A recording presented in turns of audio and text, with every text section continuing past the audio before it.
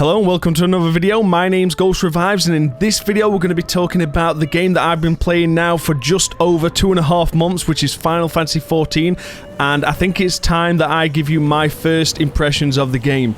I've played World of Warcraft for just over 10 years, and I've always thought about playing Final Fantasy XIV, but I've never got around to do it. I've watched a lot of other content creators, I've watched a lot of streamers like Zeppeli, work to gameplay this game for at least 1.5 years before I actually picked it up myself.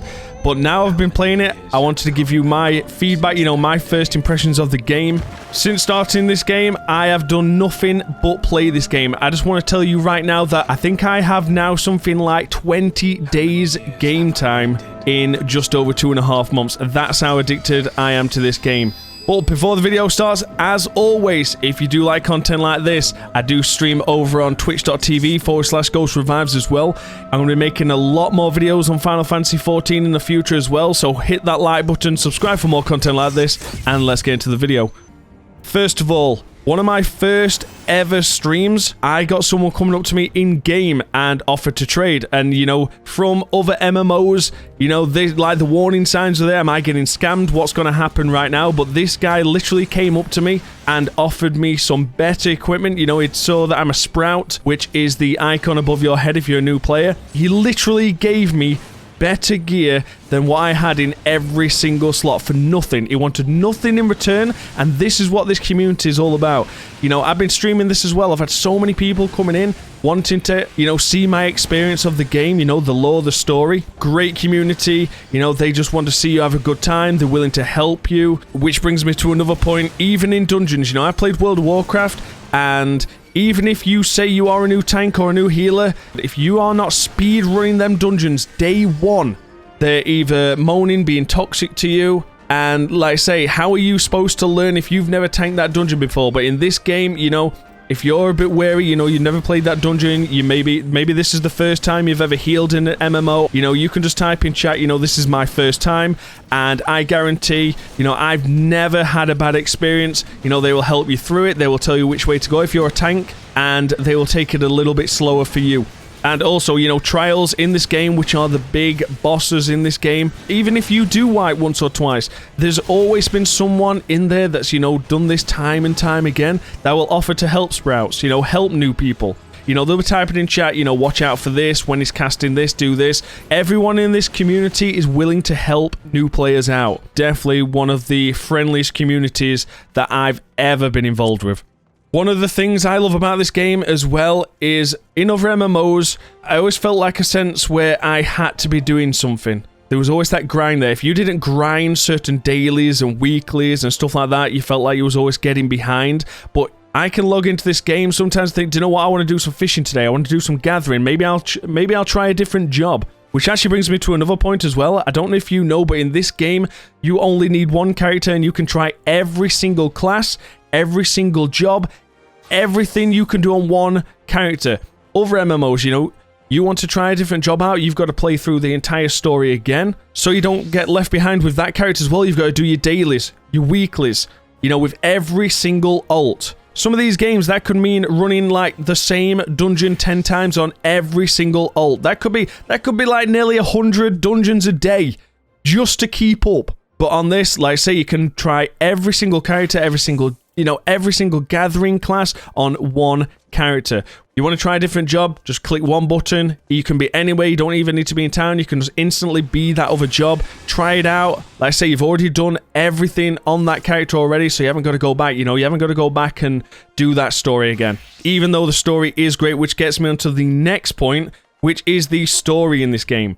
When I first picked this up, I knew I was going to stream it. Everyone in my community was saying, don't skip. Listen to the story, enjoy it. It's one of the best stories in any MMO they've ever tried. And me personally, I've never been one for lore. If you've been to any of my streams, I played The Last of Us, Horizon Zero Dawn, and I never really was bothered about the story. I'd skip cutscenes. I'm not gonna lie, I was one of those people. But in this game, I decided from the get-go that I was going to listen to the story and get involved. And I'm so glad I did. I was so involved that I was trying to, I was making assumptions. I was thinking, oh, this is going to happen. I've got a feeling this is going to happen. You're not just some side character. Like, you are the Warrior of Light. This story is about you, not about anyone else, but about you. I'm not gonna lie, if you're not one of them who wants to read a lot of text or do like a lot of story, there is a lot in this game. I can remember when I went from A Realm Reborn on the way to Heaven's Ward, and there was all them patch quests, and I think there was 100 quests in between. You know, it's a lot worse for us new players because we're trying to, you know, squeeze it all in. Like, if you would have started from the start, you would have been, you know, you would have finished A Realm Reborn, then, you know, you would have been waiting months and months for that next, you know, them next 10 quests. But because we're doing it all in one, some of it, you know, some of it, it did get a little bit boring in places. There was a lot of them quests where it was like, yo, go and speak to this guy in this place, then come back, and then go and speak to this other guy, and then come back, and there was a lot of that. But it was worth it in the end because, like my community kept saying on stream, listen to it because this story here, you will get to know more in the future, and I'm so glad I didn't skip anything, and I've loved the story. Minigames in this game as well. There's a lot of minigames. My personally 2 favorites was Ocean Fishing and Triple Triad. My first level 80 in this game was Fisher. This goes back to that as well. This game doesn't feel much of a grind, you know. On other MMOs, I always felt like I had to rush through it, get to endgame. But in this game, it doesn't feel like that. You know, you feel like you can try different stuff out. You know, I got my Dragoon to level 62, then, you know, and in between, I was trying every single job. And one of the things as well about rotations in this game, I'm a big lover of rotations. That's why I don't play games like New World and, you know, more of them sandboxy kind of MMOs. I'm one of these people that love to learn a rotation. There's a lot of buttons. Most of them are like 1, 2, 3 combos. You'll have a 1, 2, 3, maybe 4 combo for your single target. You'll have a 1, 2, 3 combo for your AoE. And in between that, you've got your buffs, you've got other things to maintain, you know, you've got gauges to like build up and use on other skills as well. Going from World of Warcraft, where they dumbed it down a lot, I mained Fury Warrior in World of Warcraft, and I would say, you know, your main rotation, I'd probably say 6 buttons, but this game definitely made me invest in a MMO mouse. You know, there's a lot of buttons, there's a lot of things going on. That's not to say you can't learn it easy, because like I say, in every MMO, at level 1, guess what? You've got 1 button. Gain a few levels, you've got 2 buttons. It does teach you, but yeah, definitely endgame, by the time you get into your level 60, your level 70, there's a lot of buttons to go on. You know, I'd maybe watch a few guides, you know, optimize your rotation. Which brings me to another thing. Old content in this game is still relevant to this day.